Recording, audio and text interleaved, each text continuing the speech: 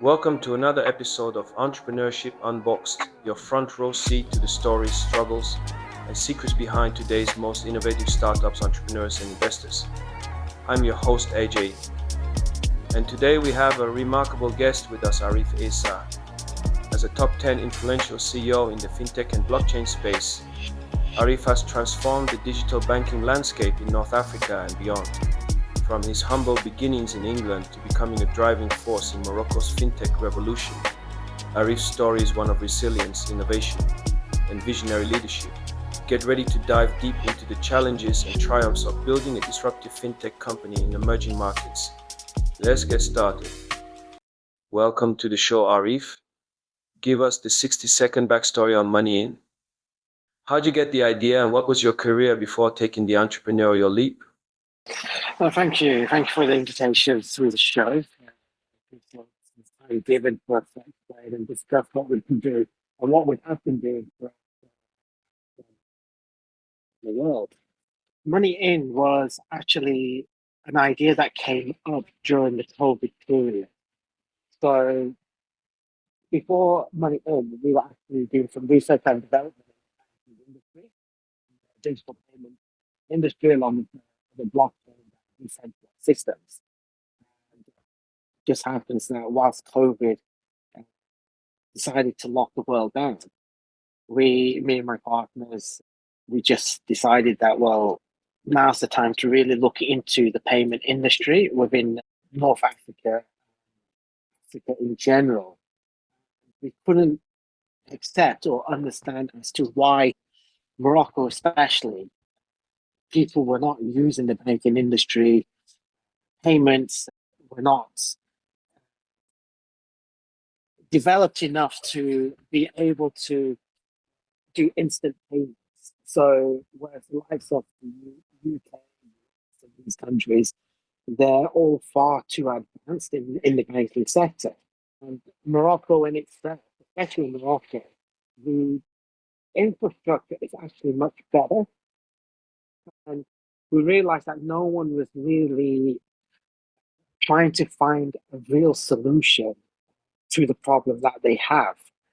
And that's when we decided to create and develop Money In platform, where once the licenses have been approved, we would integrate it into the banking system, and people instant payments for free, which has not been done as yet, or not widely adopted as yet within the. Well, thanks a lot, thanks for COVID to develop this idea and push forward with it. Essentially, I was born and raised in England. I was lucky enough, my family were all in business. I was raised from a business background. So my family essentially worked in the textile industry, textile manufacturing, to political background, along with real estate and development. So I learned a lot of skills, mainly from my parents and my grandparents. And that inspired me to push into the business arena. I was fortunate that my parents didn't actually hand everything to me. They did make me work for everything and learn myself in order to gain the skills and experience required. Well, so I started business or dabbled into business from the age 10, 11 years of age with the help of my father, whilst I was still in school. And the first business that I conducted was perfumes and watches. So I would negotiate a deal with my parents or with my father, who would give me specific products at a totally whatever price we negotiated. I would just go out and sell it generally to my friends, people that I know in the community, etc. From there. So that piqued my interest in business world, should we say, at that age. Later on, I decided to develop, a couple of years later, decided to develop a drop shipping website. Drop shipping was new to the market, and I did extremely well in that particular field. created the website to negotiating with the manufacturers, started marketing. So when eBay and Amazon was just eBay and Amazon before they were known for, before they turned into what they turned into now, I was teamed up with them to promote the products and sell globally, and it became a huge success. This was all before age of 16. Later on, while I was still educating, then moved into the textile industry, along with working alongside my father in his business. I started setting up independently. So by the age of 20, I started a partnership with a company in the US. And so while I was doing a little bit of doing the fashion, built up a name in the industry.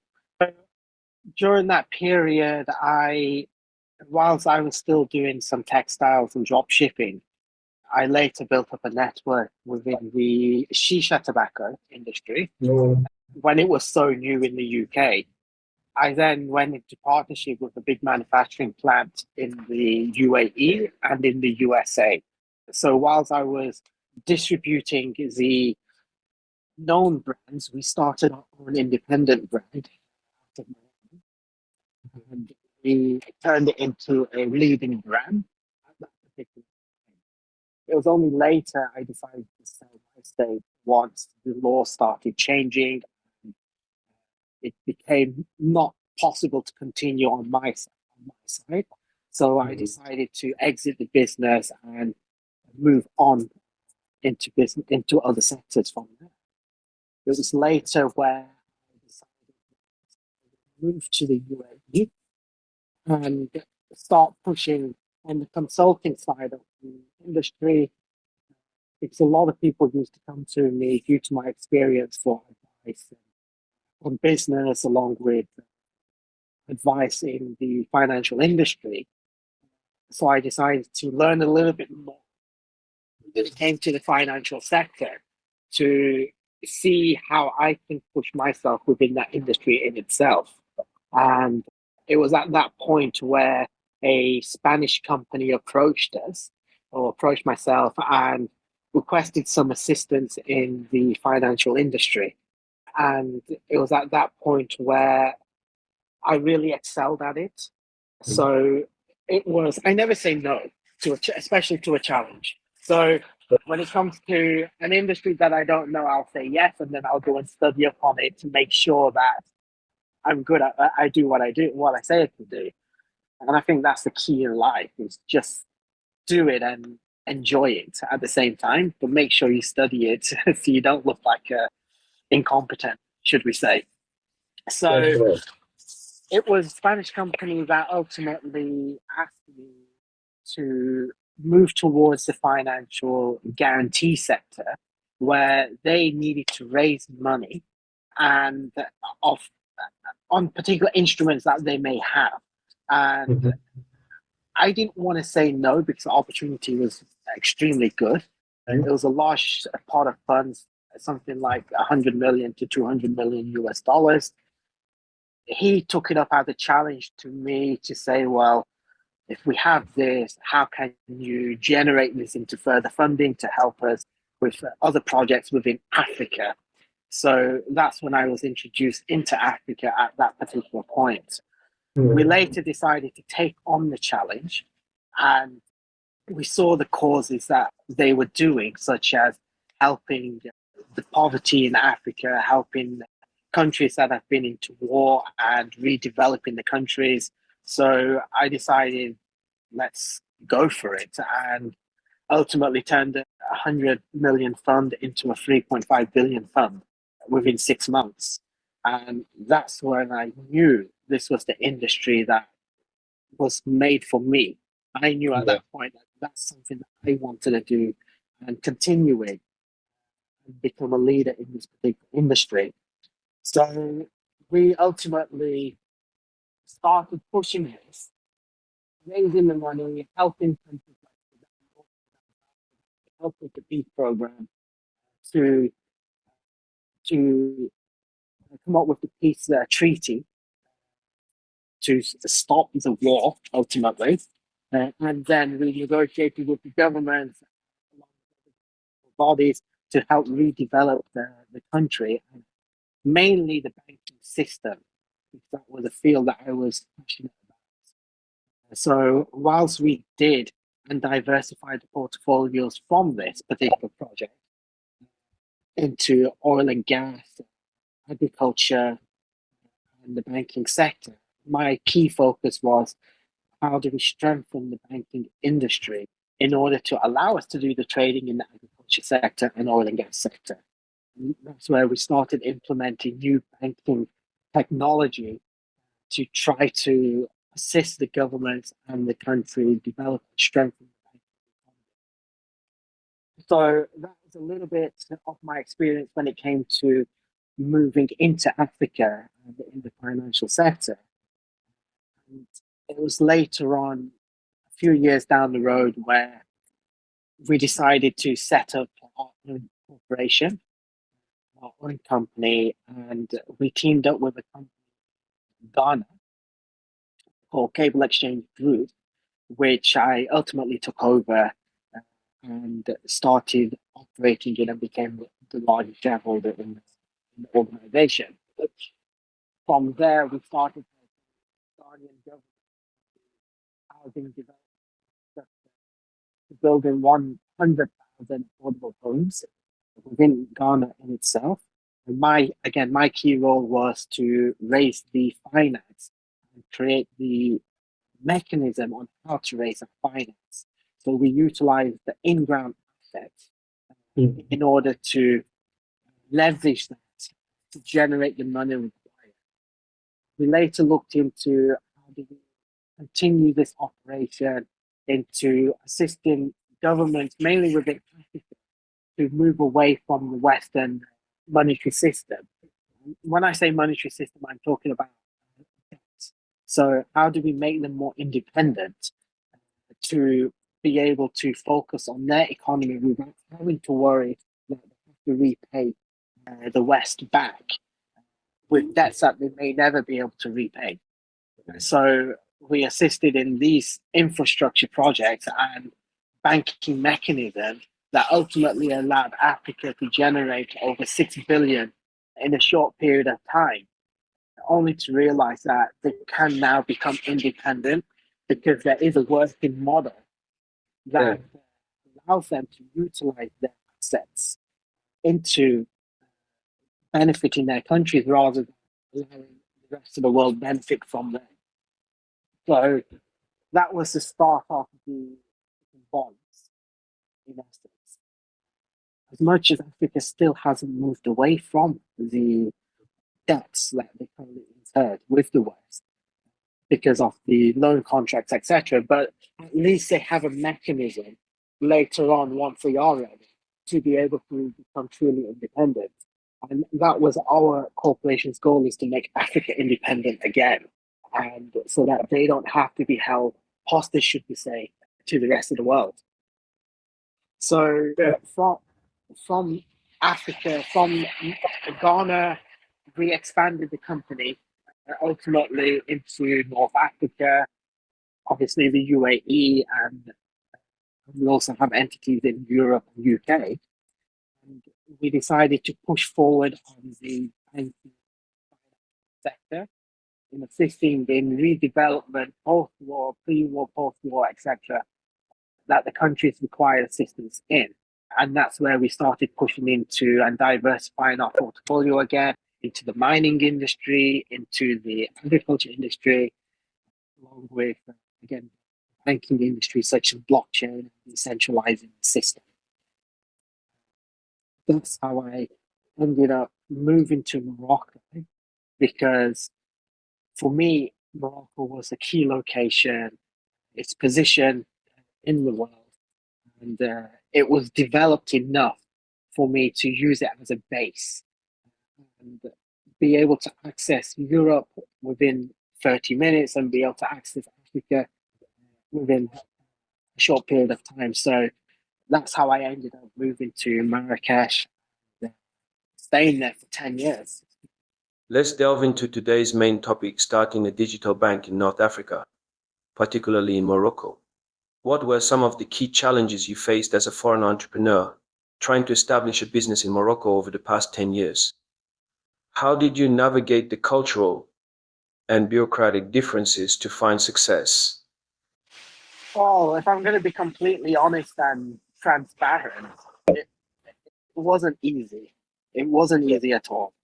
Uh, we've lost millions and millions of euros in trying to develop a system, trying to learn the nature, the country, the culture, and I guess that's part of business. Is you've got to lose in order to gain, and so I don't have regrets when it comes to that, and I use it as a learning point, and I use it as an experience where we can demonstrate and show others that if you keep pushing, you will succeed, but you've got to learn from your mistakes, because if you don't learn, you'll keep on making the same mistakes and ultimately just give up. So for myself, with the experience that we have in Africa and other countries, I have to admit Morocco was the toughest to get around. Wow. Yeah. Elaborate a bit about. I think, as the Moroccans would say, so a lot of the Moroccans use this saying, it's not my words, it's their words, that their culture, you don't know our culture. Our culture is like no other. Yeah. And I agree with them. It's special Culture though. is like no others because, yeah, they have some positives and they have some negatives. And whilst the positivity is that they are nice people, friendly people, they Definitely. assist you, they have hospitality, they look after you in that sense. But when it comes to business, they're ruthless. They they will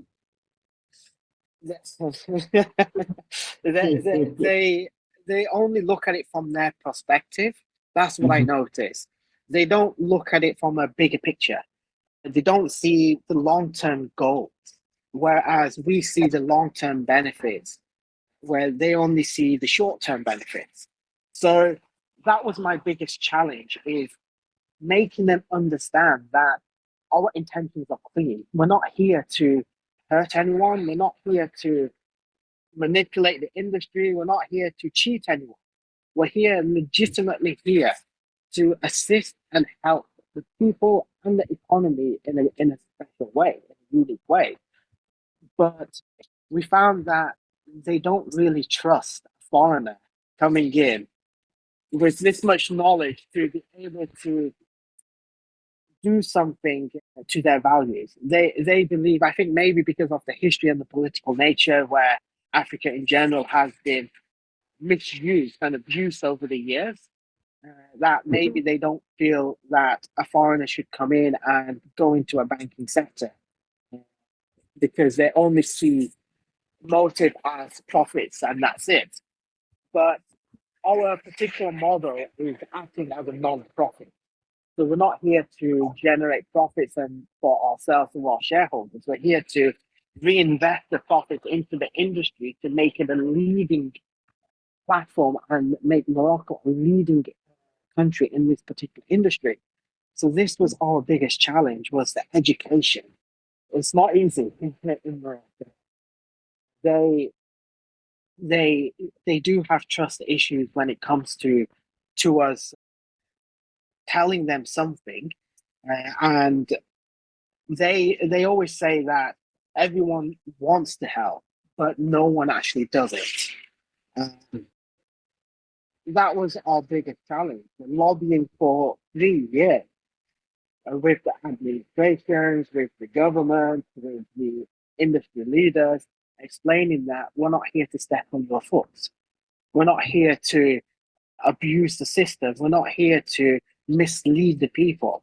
We're here to legitimately help the people and the economy.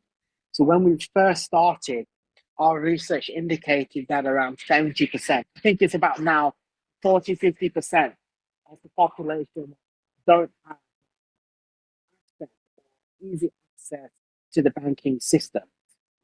maybe they don't trust the banks, or they don't have easy access to it. So in Morocco, you'll know yourself that if you open up a account with a particular branch, you can only really do activities with that branch.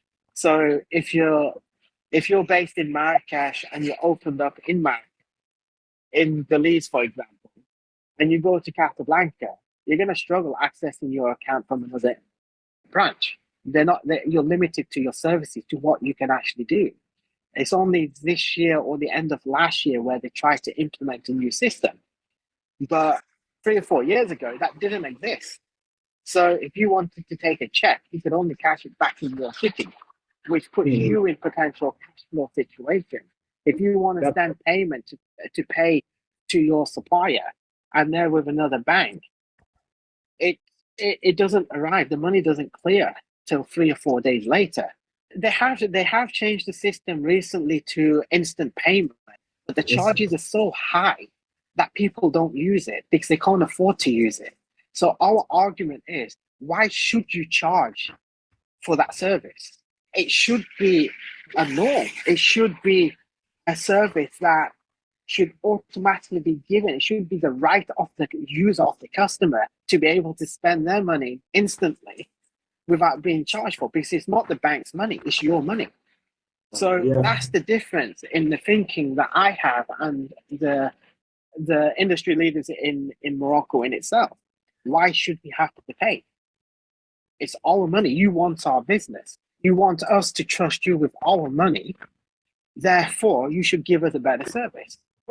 Otherwise, why should anyone use your bank? So if you look at the faster payment system, there were so many problems with it that money was actually going missing. And they didn't promote this, they didn't tell this in the media. This was just people complaining, saying that we sent this money, they charged us an arm and a leg, and our money is lost. I've had personal experiences where I've sent money and it's vanished for 6 months.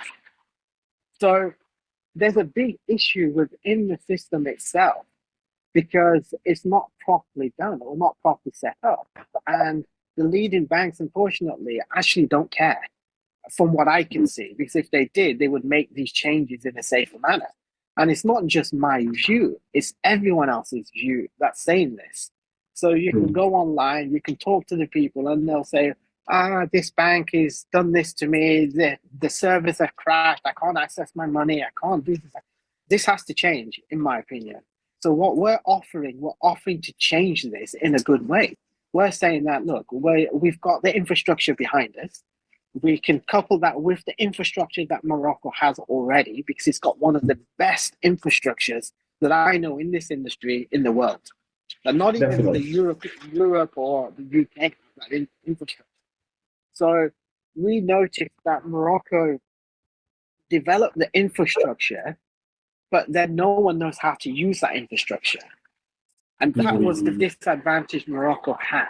And it's only now, I think, even this year, where they've developed the fintech laws, the banking, payment institution laws, etc. from there. So our challenge was that whilst Morocco marketed that they were the leaders in this industry, whilst they were marketing to encourage people to come and invest, they were not ready for it. So it was the misleading, should we say, or lack of information that delays everyone in progressing in this industry within the country. So you have to do a lot of research before you enter, and you've got to deal with a lot of administrations within Morocco. So I'm not used to that personally. I'm not used to going to 100 different administrations just to stamp a document, or going to the administration to collect a document, and that person is not there, and no one else is allowed to stamp it. So these delays can really disrupt you in business, and that's something that everyone has to be patient about and learn that, okay, forget everything you know, just go in and start, but be patient. You have to be patient, otherwise you're going to lose your mind with the administrative process. Initially, you struggled to understand the mentality and thought process of doing business in Morocco. Can you share some specific examples of how you had to adapt your approach and mindset to thrive in the Moroccan market? I think we quickly learned, when I say quickly learned, after losing a lot of money, we learned that exactly that you have to team up with someone local. You Yeah. have to, because as much as the law says you don't need to, it's advisable that you should, especially in the industry that we're in or any big industry. You should team up with someone local that you can trust and that you can learn from, because certain things we cannot do as a foreigner. As much as we think we can, we will not be able to do it without the assistance of someone else's help. So don't waste your time and energy in trying to do it yourself. Just put your pride to one side and ask for help, because you really do need it. And there are administrations out there, such as Marrakesh Invest, the investment authority. They will assist you. They truly will assist you. So a lot of people don't know this, that they don't realize that there are help. There are administrative departments that will assist foreigners and will assist people looking to invest and start business within Morocco. And I think the first thing anyone should do is approach these authorities and sit down with them and explain to them what you're trying to achieve. And they will ultimately help you within the network of the industry. So they will put you in touch with the appropriate people.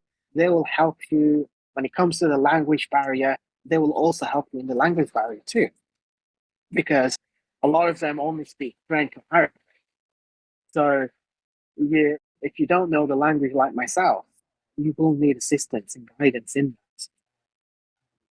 So yeah, my advice would be is approach the investment authority, speak to them, arrange several meetings with them, and let them guide you to overcome these hurdles that we face when starting to do things. You initially focused on mining before pivoting to fintech with money in. What led you to identify the digital banking opportunity in Morocco? And how did your previous business experiences inform the development of your new venture? Yeah, so actually Okay. it was myself that I actually was looking at more real estate and the oil and gas industry. So I started off in that. I originally came around Morocco because I was interested in Samir. We had potential backers that asked us to purchase Samir, but unfortunately, it was just too much of a complications. We believed that the appropriate authorities didn't want to sell it to any one individual. Therefore, Samir is the oil and gas company refinery in Mohammedia. If you remember, it was an oil refinery, the largest oil refinery in Africa, and it went into bankruptcy due to some debts that the company had. It was roughly, off the top of my head, I think it was something like 14 billion outstanding in debt. And they were looking to sell Samir. Well, they were open to offers, should we say.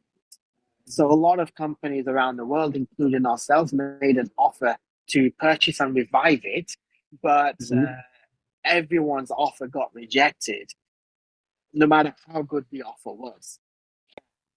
There's obviously a reason behind it in that sense. So that's how we got into Morocco in itself. And when that deal didn't go ahead, I looked into the real estate industry. Unfortunately, in the real estate industry, if you work with the wrong person, you're going to lose a lot of money, and that's what. But it was my partner who was in the mining industry in Morocco. So whilst he was doing mining in Morocco, I met him. He's now my partner, but I didn't know him before. He's actually Indian origin, and he was living in Marrakesh. It was through lockdown where we met.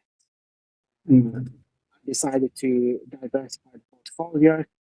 we connected because he was doing some blockchain and fintech investments. I was also doing some fintech investments, and I was also involved in the mining industry in Ghana, in West Africa. So we we had a common knowledge on the same industries, and that's how we clicked. So whilst we still have our investments in mining, we still do mining in Morocco. We still have a few mines that we do, but my key focus is digital banking, whilst his focus is on the mining industry. You're absolutely right, Arif. Risk management is crucial for anyone diving into business. Every investment carries some level of risk, and it's your risk management skills that ultimately determine your success.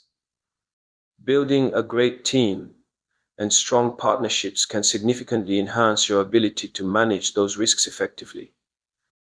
Yeah, exactly. Look, if you can't take risks, don't do business, because Definitely. you're always going to be put in a position where you have to take a gamble. And Yeah. that's what business is about, gambling, but in a sensible way. How have you leveraged Morocco's strategic geographic location and growing reputation as an investment hub for Africa to position money in for expansion across the continent? What unique advantages does operating from Morocco provide? I think if I'm gonna, with no disrespect to the rest of Africa, I believe Morocco in itself is far more advanced and developed than other parts of Africa in itself. So, That's 2% though. so the fact that Morocco is safe, you feel safe. I'm not going to say whole of Africa is unsafe, because it's not, but Morocco in itself is much safer throughout the entire country than just in particular cities. So whereas in Africa you can find you're safe in one city, but you go to another sector and you could feel intimidated, or you could feel unsafe due to whatever issues that are arising within that region. So for safety, I feel Morocco is one of the safest places in Africa. I feel that Morocco is strategically located, like you mentioned, because it's literally on the borders of Spain and on the borders of Africa. So to have easy access to both continents, it's the best location. You can't get a better location than that. So when it comes to that side of things, I believe Morocco is a key location. One, you have modern development, you have modern infrastructure. It's adapting and adjusting very quickly. They're promoting themselves as a country where you can have go into the hydrogen industry, to the electrical vehicle industry, to even manufacturing of aircrafts in Morocco. And so it's a well diversified country when it comes to investments. And the free zones are fantastic locations as well, because you've got the free zone in Dakhla, which is in Rwanda, and then you've got the free zone in Tangier, which is the fantastic location to have your manufacturing plant if that's something someone wants to do.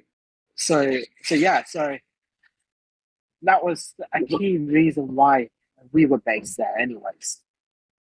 Absolutely, Arif. Morocco is strategically positioned for targeting both the European and African markets. Establishing a business there offers a unique advantage for reaching a diverse and expansive customer base in both regions. The Moroccan government has made efforts to digitize process and attract foreign investment. What specific policy changes or initiatives have you seen that have made it easier for entrepreneurs like yourselves to thrive in Morocco? I wouldn't say they've made it easy just yet, because the policies have only just been formed just recently. So as much as they were promoting that the policies were in place, they weren't. Yeah. They weren't officially in place. So whilst a lot of people tried to enter the market 1 year, 2 years ago, it was an impossible task.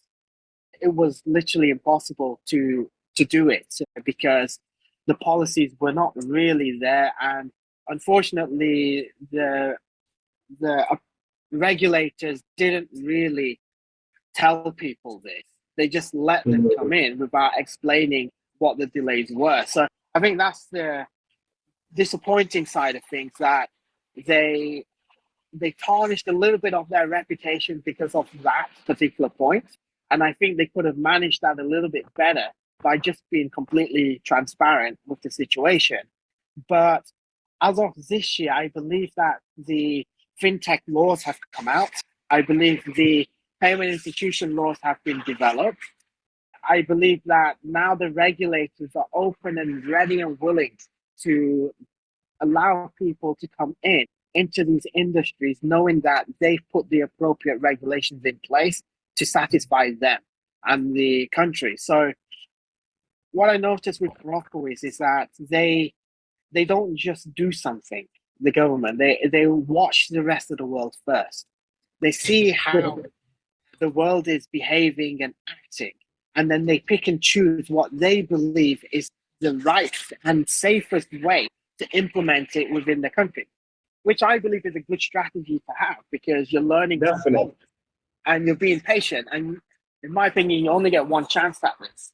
So I applaud them for that reason. I give them credit for that reason, that they didn't rush into it. They took their time to set it up correctly. They took their time to implement it. And now I believe that they need to properly have the right people to follow up with the investors, which I believe they're working towards now. So it's only this year where the regulators finally followed up with us and told us that they would like to assist us moving forward with our platform, and they will guide us and help us where required, whereas before we didn't get that. So now for investors wanting to come into Morocco, I believe they have a very good opportunity to do so. As pioneers of blockchain-based financial solutions in Morocco, how have you navigated the regulatory landscape? What advice would you give other fintech founders looking to introduce innovative technologies in emerging markets? I think in Morocco, there's a lot of demand for fintech companies because the digitalization has just taken off in Morocco. So, I haven't seen any yet. well, you don't see because they don't market. So you've got the likes of M2M. M2M is one of the biggest fintech companies in Morocco, and they've been around for years, many years longer than myself. If you look at M2M, M2T, these are big companies that are not only in Morocco, they're actually implementing the fintech platforms throughout the world, including the likes of America, Canada, Iraq, South Africa, and these countries. And these are Moroccan companies. You've got the likes of NAPS. I don't know if you've heard of NAPS. NAPS Pay. Naps. Yeah. No. And NAPS, again, is a payment processing company. So it's taken years for them to actually get a name in the industry because the market was too monopolized before. The banks were monopolizing everything and pushing out the smaller players like ourselves, like NAPS, like all the other fintech companies. So unfortunately, the ones that tried to enter the market before, they were getting pushed out by the big players. And there's no regulations in place to protect them. So the challenges we faced, we had struggled. We had to fight our way with the top leading banks. We had threats. We were bullied. We were targeted by these people because there were no laws to protect us. It's only now these laws have come out, and central bank and other regulators are starting to see that they need to diversify and allow people to come in order to streamline the process. So you can look at I believe there's more work to be done. Don't get me wrong. I believe that they need to be more user-friendly to foreign companies to come in, not just focus on local companies, because the locals may not have the necessary skills in order to achieve what you're trying to achieve. And if you work alongside a foreign country or foreign investor, they can quickly learn that. So when we come into a country, let's say we're doing a project within a country, we would do it on the mindset that we want to train the local community. So when we do launch money in within Morocco, We would be educating the people. So we will be saying that, okay, we're going to set aside some funds to educate the people that this is how you can go digital. This is the benefits of going digital. This is the benefits of savings, benefits of staying out of debt. So we would put our time and energy into educating the people in itself. And that's what our platform is all about. So when you say that you haven't seen many fintech companies out there, it's because they don't have the marketing power behind them to be able to market themselves. I feel that a lot of people have rushed into the fintech industry in Morocco in itself without having the financial support or the guidance of other people. And a lot of them have failed as a result. But now, for example, I think it was last week, there was the first foreign company, payment institution, I've forgotten the name, but it was from Saudi Arabia, that was given their payment institution license for Morocco. That was the That's a first good company. news. Exactly. So that to me shows that the regulators are now open and ready to assist people to come in, because before there wasn't any. You only had the likes of the banks that were doing it, and they were all failing miserably. And the banks, maybe I don't know if I should be saying this, but I'm going to say it anyways. The banks in itself, I won't mention which banks, but the banks in itself, I still remember going into a meeting on the pretext that they were looking at helping us launch in this particular industry. And I remember sitting in the meeting with our team, and it was like it was like someone held a gun to my head, because it was a trap. It wasn't open to me coming in. They made me feel I was, but it was a trap. And ultimately, it was their warning to say that you've gained too much attention in the industry. You're a foreigner. We don't want you stepping in on our foot. Either you leave or we'll run you out. And that's exactly what Wow. I'm saying to them. And that's what you call pure monopolization. Yeah, definitely. So you will find these challenges. I'm not gonna lie, you will find these challenges, and even though the law is becoming more and more better, you will still face these hurdles, because the older generation, unfortunately, only see it from their perspective. Why should they have a foreigner coming in to make it competitive when they want to control the market? One thing that really got to me inside was when they told me, I won't mention the names, but yeah, they said to me that there's one thing you're not understanding about Morocco, and you don't understand our culture. You don't understand our people's culture. And I said, I understand the culture better than you realize, because I've got enough data to show that the people want to follow me, and I wouldn't be in the media and I wouldn't be having this much publicity if the people wasn't truly wanting a change in this particular industry. And he turned around and said that our culture is, we want to suppress the people and make sure they're not educated in order for us to dominate the market. That got to me. That really, really, truly got me. So they don't want people to learn. I'm not saying the government, I'm saying they don't want people to learn and educate themselves and see a change, because they want to grab a market and charge what they want. And this is the banking industry, unfortunately. I call them the mafias of the banks, because they will work with themselves. Did you know that CMI is not privately owned? It's owned by the banks. So all the top banks in Morocco own this one company to dominate the markets. So when they want to, if they don't want to compete with each other, they will own the company and share the profits. So they can dictate how much they charge. And NAPS is the independent one that's trying to compete with CMI. So that's why it's taken NAPS so many years to actually push forward, because of this monopolization. Ah, yes, I heard about NABS at the GITEX event recently. I was chatting with the founder of an event platform based in Morocco, and when I asked about their payment processing, he mentioned they use naps. It was my first time hearing about the company, and I told him I would look into it to see how I can use it to handle payments through my platform and building too as well. I know naps. And look, I have no problem in naming all competitors, and naps is a competitor of mine. But I have no problems promoting them, and I have no problems in advertising them because we have a common goal, and that's to Definitely. give better service to the people. Let the people decide. If you have a better system, let the people decide. If you're not, promote them. So I'm happily tell everyone that look, there's other options. I'm not saying use me. I'm saying, but you have other options, and you decide as an individual which system is better suited for you. And if it's your competitor, so be it. It means I've got to improve myself in order to compete with the competitor. The competition is key to any economy. And if you don't have competition, you can never truly advance.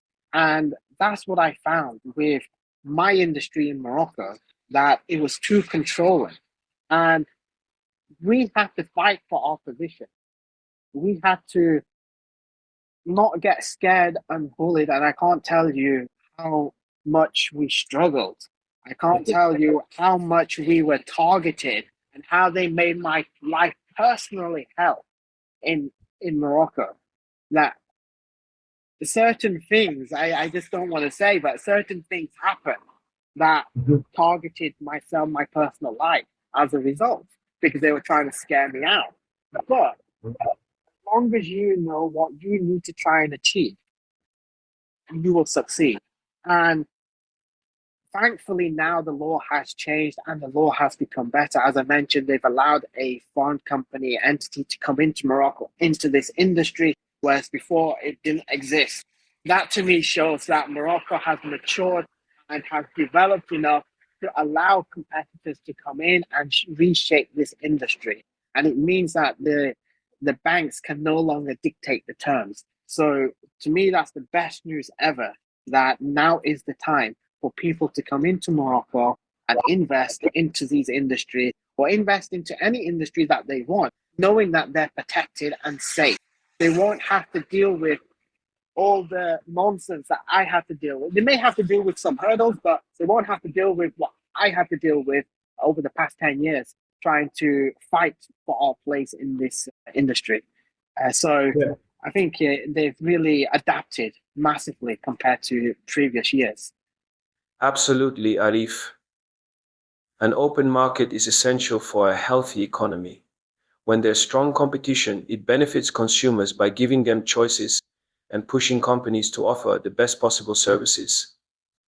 On the other hand, if a market is monopolized, consumers suffer from poor service and lack of options. I strongly advocate for open markets as they drive innovation and ensure that companies remain focused on delivering value to their customers.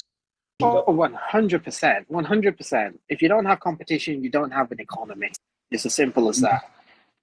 Your goal is to make money in the fastest growing unicorn in the world. What are your specific growth targets and expansion plans for the platform, both within Morocco and internationally?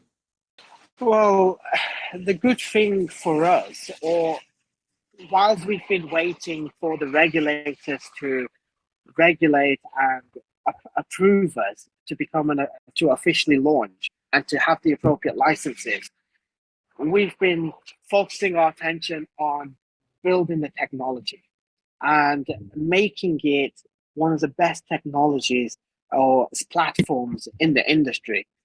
So for me, we learned from other technologies, we learned from other platforms to see how they were marketing to the people, what feedback people were obtaining, etc. From there, we found that the platforms that are in existence are very complicated, very difficult to use, and people were not educated to learn how to use these platforms. So our key focus to becoming a unicorn would be the education. We have to educate our users. We have to educate the mindset of the people in Africa and other parts of the world. in order to adapt to these new technologies and show them that the platform is not just a platform, it's a necessity to their daily lives, that it will help them change their daily life for the betterment of themselves. So I don't feel there's a lot of platforms out there that you as an individual think that this platform I need because it's making my life more easier, it's more convenient, and it's better for me as a person to grow my business or grow as an individual within a certain sector. So whilst we focus on the payment side of things, money transfers, payment, purchasing, etc. from there, we've also been focusing on partnerships and relationships with other global companies such as Amazon, Netflix, Air France, Carrefour, all these major merchants, not just in Morocco, but around the world. So wherever they have an office or a branch, that gives our users access to them. And one of the key things was showing the regulators that the money is staying within the economy, it's being reinvested back into the economy. So whilst we're educating people on how to use the system and showing them that if you've got to buy a supply, if your supplier is utilizing the platform, he can have his money instantly. Whereas with our competitors, they have to wait 3 or 4 days before they have access to that money. So we have key differences within our platform to allow people to continue their daily lives on an instantaneous basis. We're investing our time and energy into artificial intelligence, where we implement it into the system so that our users, whenever it learns about our users' activities, and it offers them a solution on how to make it better for them. So if you're in debt, for example, with the bank, and you're struggling to manage your finances, our system will eventually learn from that and tell you that, look, if you save this much money and spend this much money, you'll be able to pay off your debt within this period of time. Or if you have a goal where you want to pay off some debts and save up to go on vacation, then the platform will learn from that and say, okay, you should move X amount into this account, keep it there, and you'll still be able to survive and move forward and still meet your targets. So we're focused on that. And it's this technology and the interest that we have with our users and merchants that will lead us into a unicorn status. When we started the pre-registration, we were gaining momentum of over 1,000 pre-registrations on a monthly basis. We just had to close the pre-registrations down because we didn't want to let people believe that we were going to launch immediately when we were having problems with the applications and registrations of the licensing. So we took the decision to halt the memberships for the time being until we're closer to the launch date, then we will relaunch it again. But this gave us enough data to show that there is a demand for our platform, our service. To date, we have over 10,000 international merchants pre-registered. We have over 8,000 mobile networks worldwide, over 4,000 local registrations in Morocco, over 8,000 throughout the African continent. We have partnerships and MOUs in place with other companies to allow seamless transaction. So we've really built up a good network, which has attracted the attentions of other countries and other governments. We registered in South Africa with the help of the South African embassy. They truly helped us a lot. So it was the South African ambassador in Morocco that assisted us with the expansion to South Africa, whilst we're still waiting for the licensing over there. But it's allowed us to promote ourselves a bit more. We caught the attention of the Canadian market, where they invited us to come in as an exceptional startup business to launch the platform within the economy at a very attractive package. So I believe that with because of the work and the education that we're doing, it's allowing us to expand and will allow us to become a unicorn on a very quick basis. What key lessons can other international founders learn from your experience about adapting to new markets and cultures? I think the experience or the guidance we can tell people is that if they're looking to come into Africa, Morocco is a good starting point. They can quickly learn how to merge their business from where they come from and into Africa in general. And just do your research. Just do your research properly first. Learn who to go to see, who to speak, talk to the people, talk to the community. Don't be shy. Just go out there because people will talk to you. People will give you their honest feedback without any other ulterior motive. So if you speak to the people, they will tell you what changes they want and need. And that will help you and guide you into what you want to do and how you want to expand within North Africa and other regions. So the key is research, research, and patience. You have to be patient. Forget everything that you've learned. Forget the punctuality. Forget everything because you have to be patient. Moroccan time, for example, and maybe you know it. When they give you the time, they'll say, "By the way, this time is not the international time. This time is the Moroccan time." It's Moroccan I time. tell you tomorrow, it means in 2 days' time. Exactly. They'll say this 2 days. They'll tell you today. That means 2 days later. So be patient. You have to be patient. Absolutely, Arif. Patience, persistence, and relentless determination are crucial traits for an entrepreneur. One of my former guests, Hanan Benkaluk, emphasized the importance of designing solutions with the end user in mind. Understanding the problems your clients or users face is essential. This approach is particularly relevant in the fintech sector, where educating the population about the benefits of fintech and easy banking is vital. You are doing a fantastic job in this regard, and it's a powerful strategy for any founder to adopt. 100%, 100%. And that was the funny thing, actually, because I remember having one meeting and they were asking me, how do you know people will adapt to your platform and how are you going to educate them or how are you going to get them to use your platform? So I said to them that, look, whilst everyone else has struggled and failed, because there are people in our industry in Morocco which failed. There was one launched by BNP Paribas or BMCE, I think it is, in Morocco. They spent over 70 million dirhams and they failed dramatically. They failed. They lost everything. And I always say to the regulators, I say to everyone that, look, the key thing is talk to the user, talk to the people. Show me which company, anyone in Morocco, in my industry, that has actually gone out there to actually speak to the people. And they couldn't name one. They couldn't name one person that did it besides us. We went out there and we didn't just choose the big cities. We chose the cities like Aspi, the forgotten cities, and the ones that are not focused or educated on these topics, the ones that are still using cash and they don't really know how to use technology.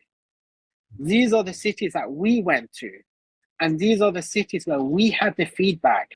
And one of the biggest questions, one of the biggest answers that I gave or learned from ASPI in itself was, I would say to them that, one, have you heard of these types of platforms? And they would say, no, we've never heard of it. So it means that the people in the industry are not marketing it to these cities.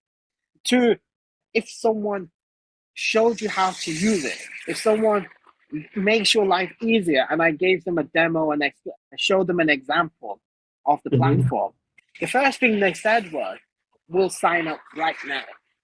If you show us how to use it, and over 20, I think I spoke to about 100 No, I was only meant to speak to about 5 people, but over 2,000 people came. And that just shows that even the older generation in these cities that are forgotten are willing to take up our technology because we just spent time with them to teach them and show them the benefits.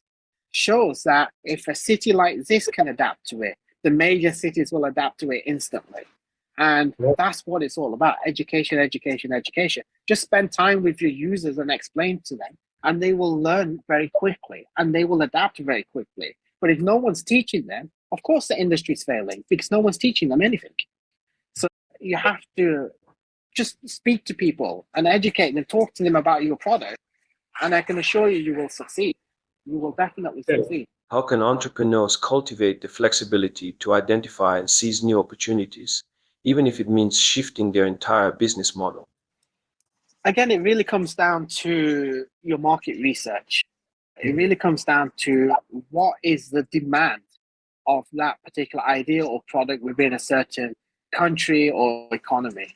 And it doesn't matter where you are in the world, whether you're in the UK or Canada or America or Africa, the same rule applies. You need to go out there and do your market research. So when it comes to Morocco, we didn't just launch instantly. We did 7 years of research before we decided to take on this challenge. So we took 7 years to learn about everything. And even then, we still didn't learn everything. We were still learning as we're progressing. But we had the courage knowing that, okay, we know what our challenges are going to be, we know what we're going to have to do, and we know what the people want. And that puts you in a better position to succeed. So I'm not saying that you have to spend 7 years researching. My industry is a different industry altogether. But for anyone that wants to do a coffee shop or import, export, etc., you need to go to the country and spend at least a couple of months there just learning about it, learning about the people, learning about where you need to do things, which cities, what the process is. And as I mentioned before, there are the investment authorities in every single city in Morocco that will help you. So approach these people and that will fast track your research so that you don't make any mistakes. What strategies have been most effective in gaining the trust and adoption of innovative technologies in emerging markets? I think to gain the trust of the people was for us to go out there and actually speak to the people. If we didn't do that, I don't believe that anyone would have trusted us because in our particular industry, especially, people have a lack of trust. People don't believe that there's anyone in our industry that they can truly trust that will be honest and help them in their daily lives. So for my industry, I believe the key was educating them, talking to them, lobbying, doing networking, spending time and energy with the people in the industry along with their daily users, just so people understand that you are real and you're not just one of them people that are going to come in and only think of themselves. People want to see that you actually care about them, and then they will trust you. So that was the key thing for us: is that speak to the people, speak to the people in power, speak to promote yourself, do the marketing, and just be yourself. And when people know who you are, they'll start trusting you. How can entrepreneurs in other regions identify and capitalize on similar geographic advantages for their businesses? When you do your research into any business idea or any startup idea, and whether you're in Casablanca, Rabat, Marrakesh, Asti, or any of these cities, most people tend to go towards the larger cities. But for me, the larger cities are more saturated. When it's more saturated, there becomes more challenges because you have to be able to compete with your competitors, and there may be 100 different competitors. But if you can truly identify a unique selling point or unique product, then that will certainly assist you in expanding. But in Morocco in itself, the smaller cities that are forgotten are the cities that need your product and services the most. So I always say, don't head towards the big cities, head towards the smaller cities first, and you'll quickly raise enough money and do enough business for you to then take the plunge into the bigger cities after. But I say start with the smaller ones first and expand outwards, because if you can crack the smaller cities, you'll gain a name in the bigger cities automatically. Given your extensive experience in project funding, can you discuss some innovative financing models that digital banks can leverage to support infrastructure projects in North Africa? I think when it comes to raising finance, especially in North Africa, I feel it's a very, very, very difficult market. I don't the I say that because the regulations that are in place makes it very difficult for anyone to raise money in the traditional method when it comes to investment. So you have the likes of the UK, America, Canada, the rest of the world that allows crowdfunding, Yeah. which is a very easy way to raise money on a project that's working. But in North Africa, that doesn't exist.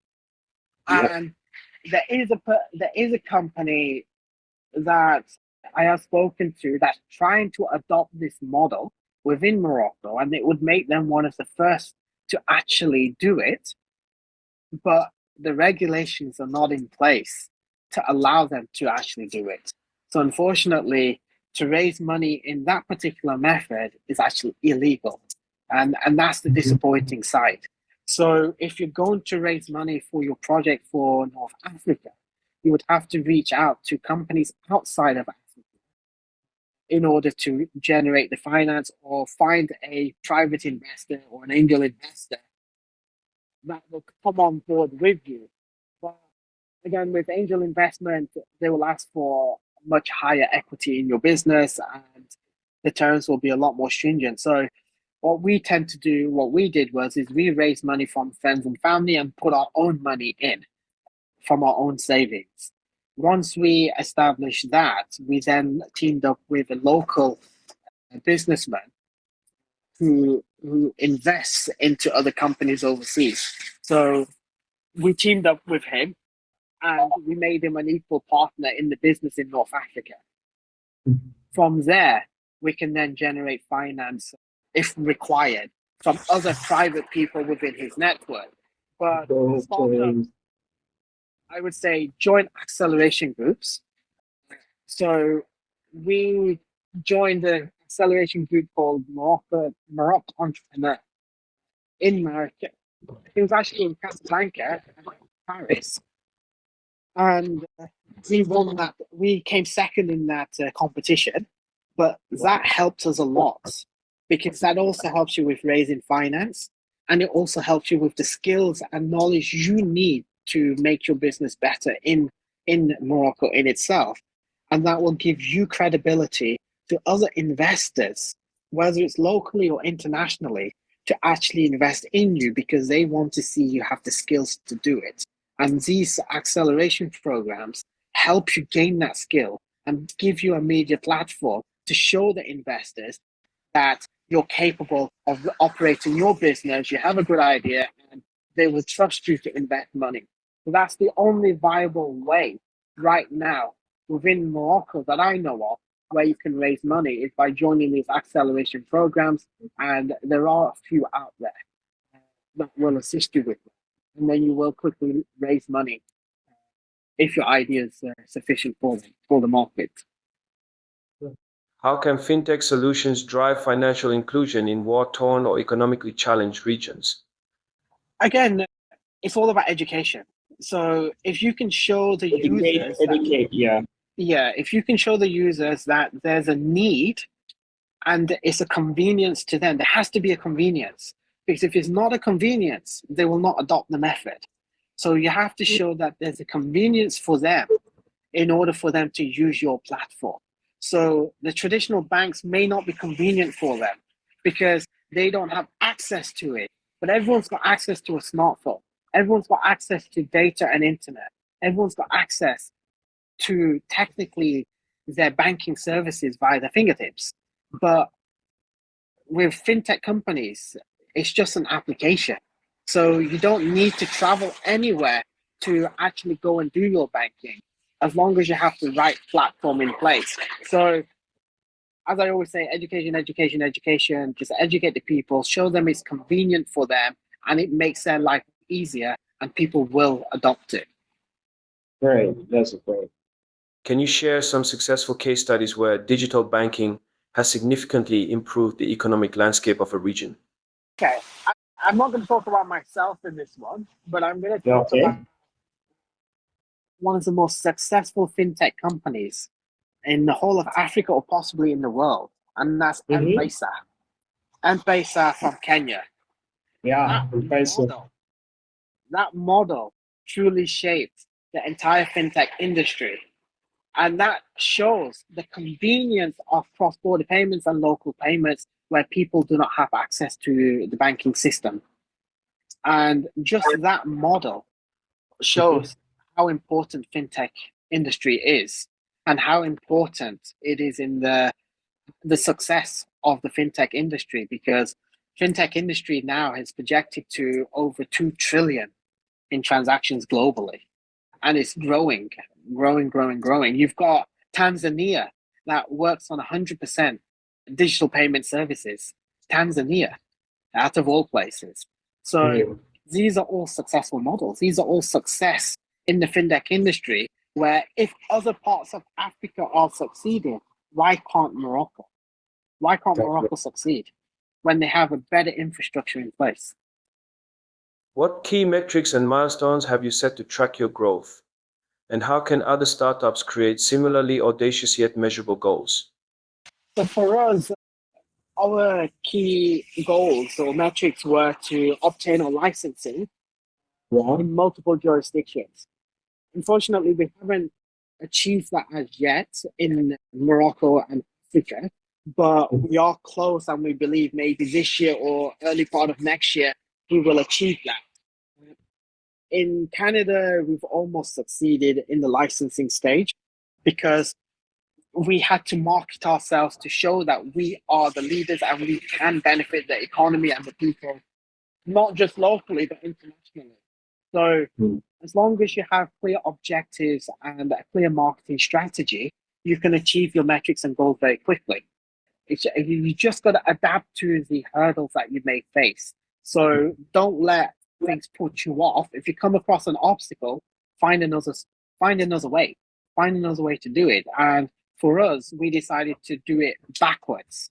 We Mm. decided to market and promote the platform that That's gives us a better chance to get our licensing. What advice can you offer entrepreneurs on building productive relationships with regulators while still pushing for innovation? I think having a relationship with the regulators is key, because if you do not have the regulators on your side, you're not going to mm-hmm. be able to do anything at all. So Definitely.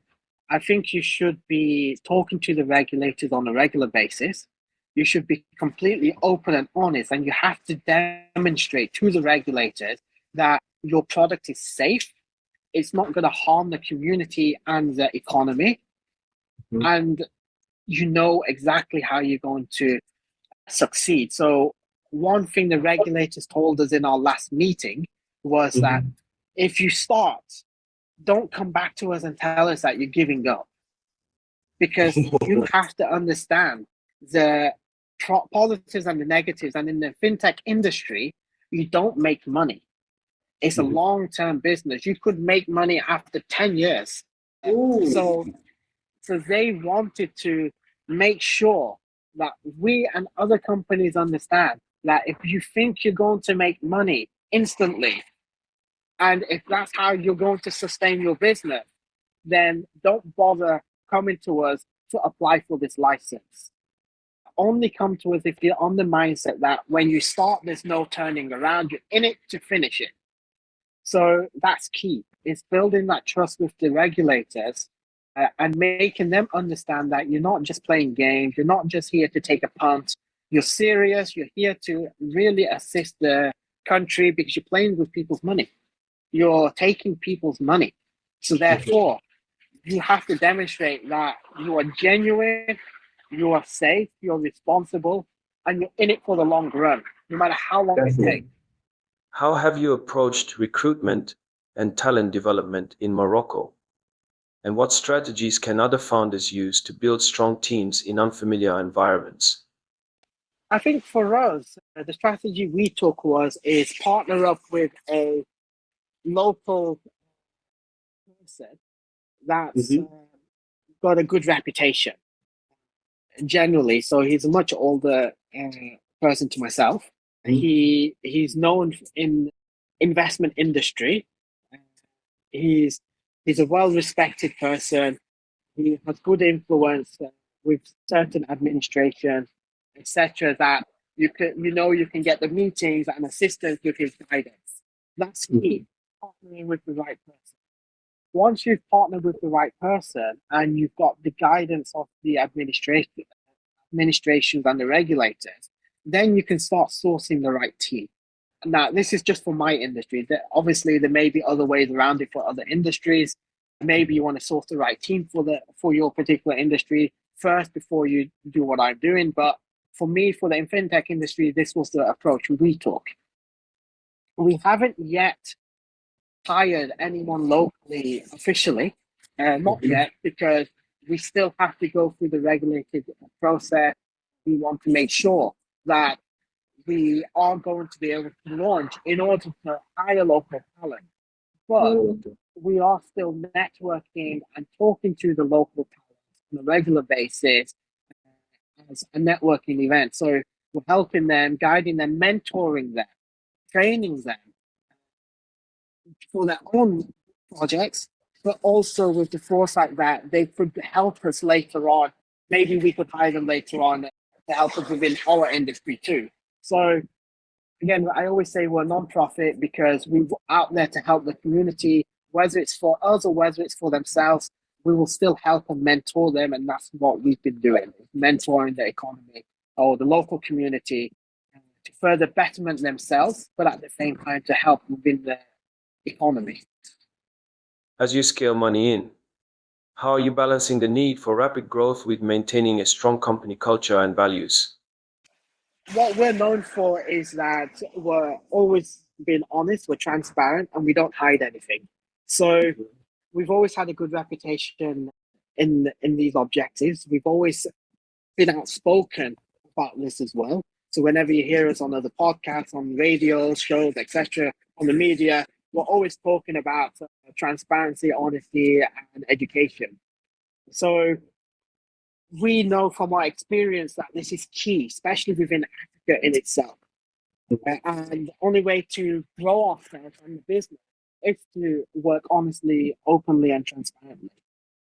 When it comes to the rapid growth of the business, we team up with like-minded individuals. You could be the most genius person in the world, but if you're not honest, or if you're not transparent, or if you only got one objective is to make a profit for yourself and mislead others, then we're not interested. Having the right partners is key. And that's what's helped us grow on a rapid scale. That's what's helped us to expand on a rapid scale, is picking the right people in your circle in order to make these adjustments and grow on a success basis. That's how we've done it, and that's how we'll always continue to do it. Looking back on your entrepreneurial journey, what do you now know about starting and scaling a business in an emerging market that you wish you had known at the beginning? What I now know is that I wish I did more research than I did when I first started. So even though I did 7 years of research, I still needed to do more. I should have focused on other key elements, such as the administrations and the regulators, as well as continuing to explore the market and the need within the market. So I think you're never done with researching. It's important that you learn from others, other people's mistakes. Don't think that you can do something better. Because if you go into that mindset and methodology that you're better than someone else, or you can do things in a better way. You don't know what challenges and hurdles they had getting to that stage. So as an individual myself, I've grown rapidly because of Morocco.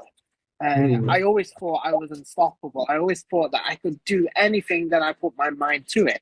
And I can be the best and outsmart someone when it comes to my industry. But I quickly learned that that's not the case. And maybe that's due to my age.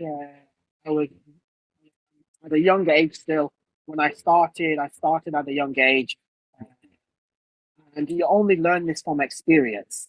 So as I was growing, as I'm learning more and more, I'm becoming more and more wiser. I'm learning from my peers. I'm learning from my partners who are older than me.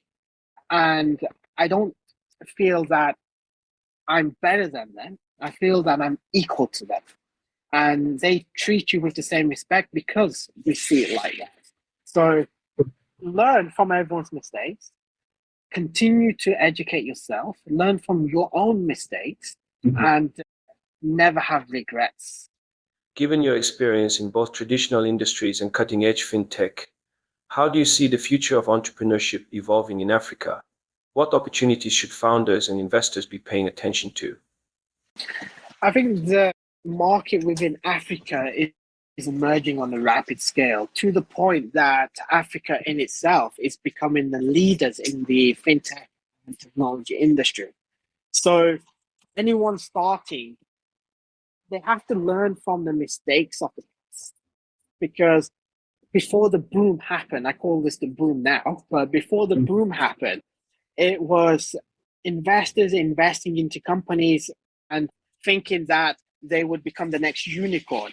But really, the mindset of the person was to take the investment. If it works, it works. If it doesn't, it doesn't. So be it.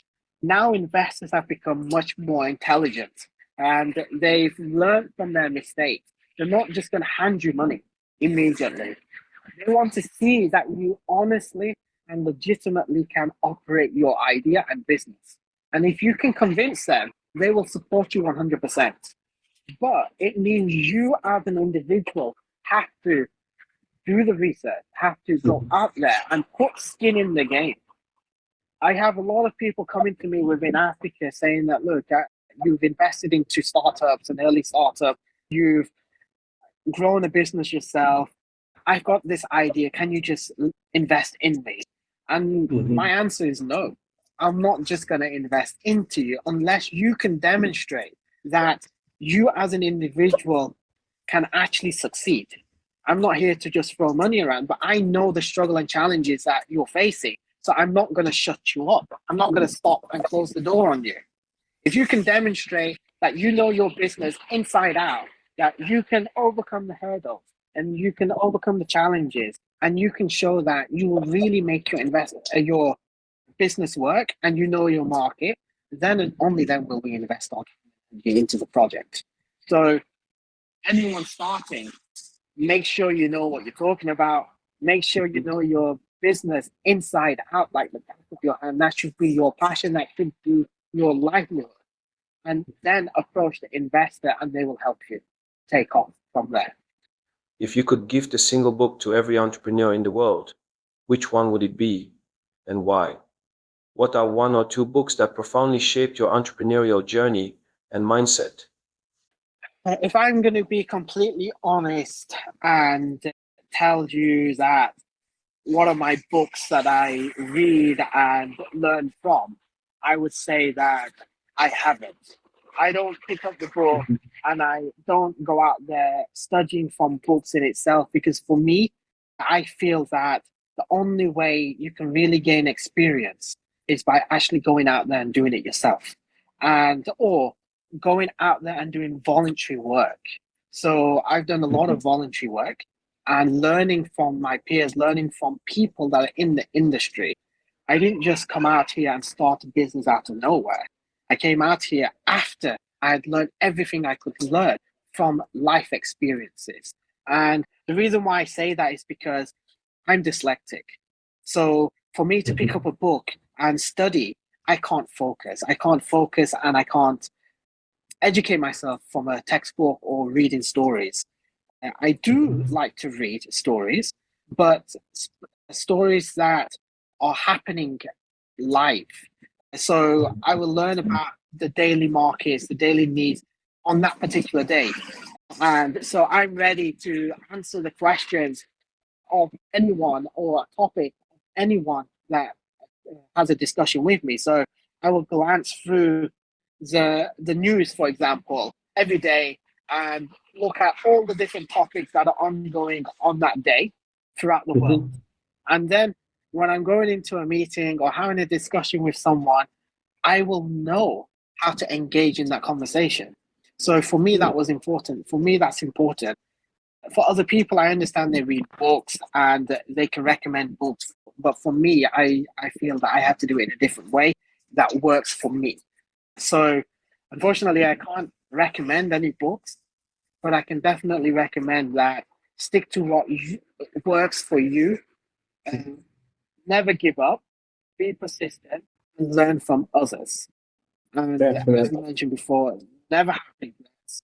Always treat it as a learning point. You've never, ever, ever lost. You've always won. Because even when you think you've lost, you've always learned something new. So that's what I always tell people, that just be yourself, do what works for you. You know yourself better than anyone else. So do something that you know that you're going to learn from. And if that means talking to others, networking, taking part in events, etc., do it. And don't be scared of doing it. Can you recall a moment when a failure, either yours or your parents, unexpectedly set the stage for future success? What is the story behind your favorite failure, and how did it become pivotal in your career? There has been failures in my career. I'm not going to lie about that. I'm not going to deny that. I think every single entrepreneur or business will have a failure in their life. But I wouldn't really call it a failure, as I said. I would see it as positive because the mistakes that I've made in the past is what shaped me today. If I didn't make these mistakes, I would not be where I am right now. So I believe everything happens for a reason.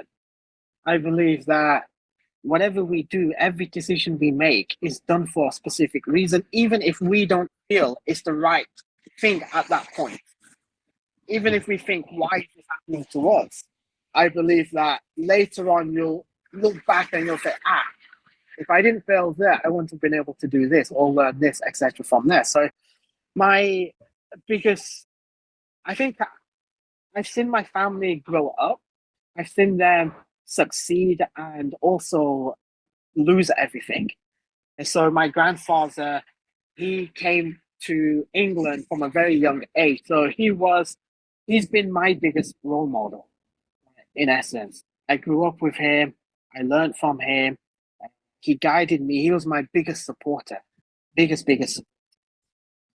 He's passed away now, but I've learned a lot from him.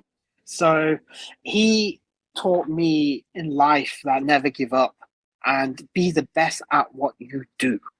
As simple as that. Be the best at what you do and never say no.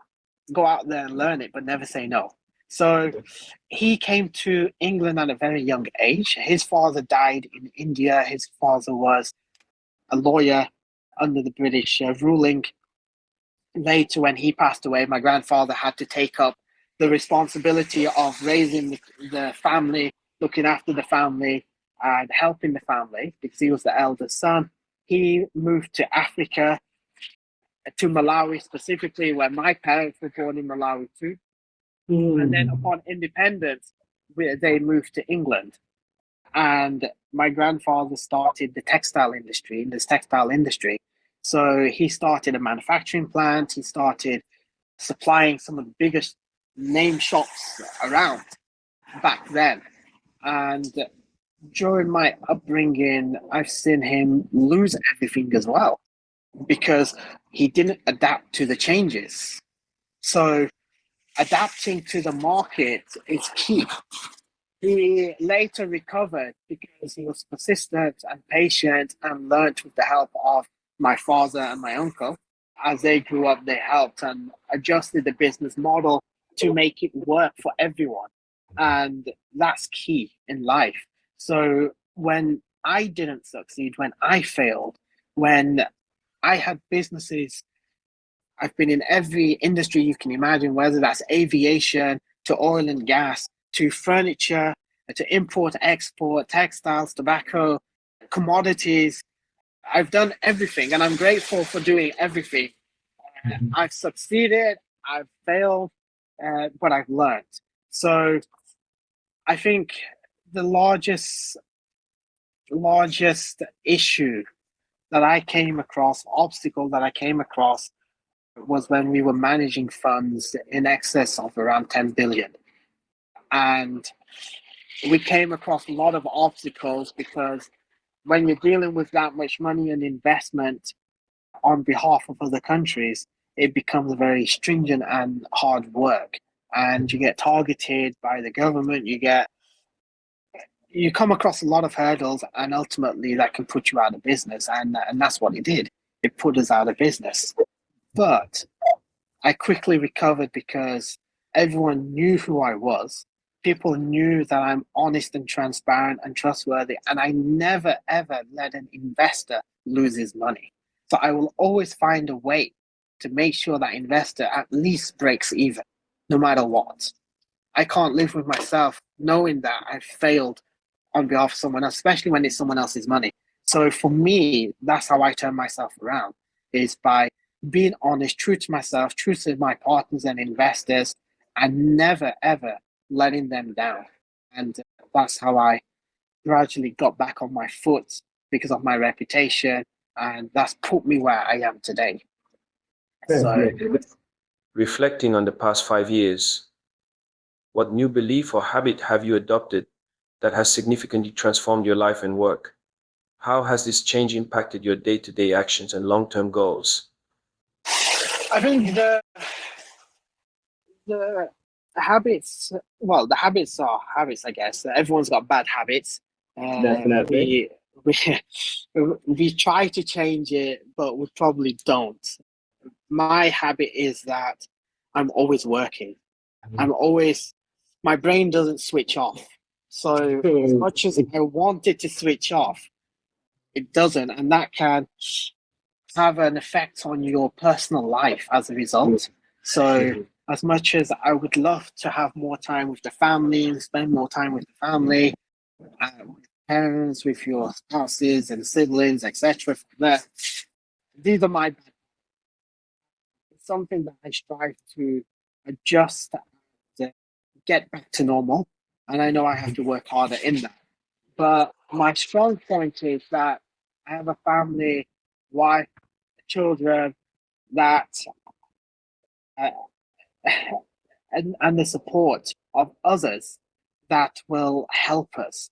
So they support you. As long as you've got a good support network behind you, then you you'll be able to succeed in life, and that's important, is your support network. Definitely. Imagine you have the chance to put up a billboard in Times Square with a message for millions. What would your message be? And what do you hope people take away from it? Never give up. I think Good that one. explains itself. Uh, Good because one. right now, with the day and age and the climate it is, people just need to hear they can succeed. So never give up. Do what you love and enjoy what you love, and you will succeed. But just don't give up. What unusual habit or specific thing do you love?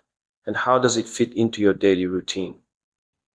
I think for me, Mm-hmm. I enjoy, well, especially in Marrakesh, I enjoyed the mountains. I found that Mm. peaceful, calming, soothing, and it was my way to switch off.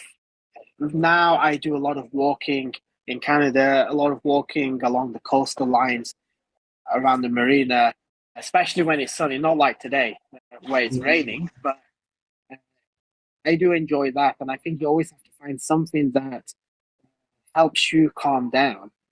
Just take a refresher from everything that you're doing, and that will help you with what you're doing in work as well. Because if you're at ease and you're patient and you're comfortable, then that's where you do the best work. What is one of the best or most worthwhile investments you've made, be it in time, money, or energy? I think the most important Mm-hmm. for me would have been time. Time is Mm-hmm. everything. And without time, you can't learn, you can't educate yourself, and you can't help others. So if you Definitely. can manage your time correctly, you'll be able to succeed in life, and the rest will follow through. Energy will come because you correctly manage your time. Money will come because you've had time to study and learn what you need to do. For a passionate young entrepreneur fresh out of college, ready to dive into the real world, what unconventional advice would you offer to help them stand out? What common myths about entrepreneurship should they ignore? I think for a person to come into the startup world or entrepreneurship, Mm-hmm.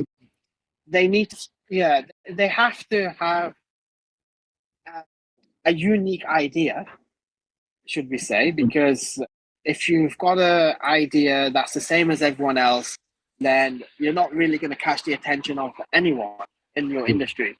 So you have to have something that's unique, and you have to market yourself so that the world knows who you are. So focus on yourself and focus on your idea. And if you can crack them too, then the whole world will talk about you. So that's my biggest advice for someone coming out of college. Go out Definitely. there and do something unique that people will catch your attention. What bad recommendations do you hear in your area of expertise that entrepreneurs should be wary of? I think the people see us as a threat more because we know how to engage with our clients and our clients like us. So they see us as an individual as a threat because of who we are. That's what I found. Mm-hmm. And a lot of people see us that, well, a lot of people are talking to us, a lot of people are listening to us, we're influencing the market, and they don't like that because we're now taking their clients away as a result. So I don't see competitors as competitors. I see competitors as partners, and we're always willing to work and learn from competitors. But unfortunately, they don't have the same mindset, and as a result, they see us as a threat. In the last 5 years, what have you become better at saying no to? And how has that improved your work life balance? I think the experience has taught us that we need to take tough decisions. So when it comes to business decisions, we shouldn't have to feel that we're going to hurt someone's feelings by saying no. So if something's not right for you or right for your business, you've got to say no to it. And same with within your personal life. If something is not good for you, you have to reject it. And I've learned that over time. I used to say yes and always wanted to please everyone because I was too conscious about how they would perceive me. But I Mm-hmm. later learned, actually, it's from Morocco where I learned that you have to say no, otherwise, people will take advantage of you. You don't see that until either someone points it out or you go through a terrible experience. So for me is I've grown because I've learned from myself, from my mistakes, and knowing that a no is always a good thing if it's for the betterment of yourself and for your industry. When you feel overwhelmed or unfocused, what strategies or practices do you use to regain clarity and drive? So to gain clarity on my work, and I just basically have open discussions. So for me, I have dialogue every day. I communicate with our partners, our directors on a daily basis. So our partners are in Australia, India, Europe, all over the world. We have set times where we ring each other up and discuss everything to make sure we're on the same page, but also there may be something we've missed or I've missed. and they can help clarify certain things. So just just communication. Communication will help you see clearly in everything you do, and don't be scared of communicating or talking to anyone, because no one will judge you, especially your partner. So you learn from it, and that's important. Mr. Arif, as an entrepreneur, maintaining personal health and fitness can be as crucial as managing a business. How do you integrate fitness and well-being into your busy schedule? And what impact does it have on your effectiveness as a leader? It's a very good question. You see, I think the best way to answer that would be is what is my number one point first as to what affects everything, and that's my mindset. So if your mind is not in the right place, and if you're not surrounded by the right people, then it doesn't matter whether you train or not train, you're not gonna succeed and you're not gonna survive mentally in anything you do. So for me, your health of your mindset is the most important thing in taking care of yourself first. So again, that's why I say open communication with your partners. Always have good people around you that support you mentally and personally, and you don't have negativity around you. That's one. When it comes to managing the time in order to keep healthy, I have to admit it's difficult. It's not easy, especially when you're working on different time zones and you're trying to manage a global business. But I always find that a lot of people say to me that, okay, you need to be in a quiet room or somewhere peaceful in order to have your conferences, etc. from there. But I've stopped listening to them when it comes to that. I realize that no, actually, if I don't go out now and do my exercise, do my walking, I'm, I'm never going to do it. So I just either do my work on the go. I could be out walking, doing some exercise training, whatever it may be, and I do my work because that's what also helps me focus. But at the same time, there has to be a time where you switch off completely. Right now, I'll be honest, I haven't been switching off. It's been difficult for me, especially with the move to Canada, adapting to the new changes. But before, when I was in a steady routine, I would always take time off, a couple of hours to go for 11-kilometer run. That would clear my mindset at a specific time of day. But I would choose a time, and I would tell everyone that, look, my phone's off for the next 2 hours. This is what I'm going to do. So yeah, you need discipline. If you instate discipline in your personal life and not worry that other things are taking a priority, then you can maintain a healthy lifestyle. And I think that's important. The mindset and discipline. You've just got to say, coming back to the no question, you're just going to say no, do what you need. Something can wait. It's going to be here in the next hour. It's going to be there in the next day. It's not going anywhere. So just do what you need to do. Just look after yourself. And only then can your business thrive if you look after yourself. Thank you, Arif, for sharing your expertise with us today. No, thank you so much for having me. And I appreciate the discussion and allowing me to share my experience on history, should we say, with the world. And if there's anything else I can do to help, another discussion another time, please feel free to reach out anytime. That wraps up today's episode of Entrepreneurship Unboxed. A huge thank you to Arif Esa for sharing his invaluable insights and experiences. If you enjoyed this episode and want to keep the conversation going, follow us on social media and join our community of like-minded entrepreneurs. Don't forget to subscribe to our podcast for more inspiring stories and practical advice from the world's leading business minds.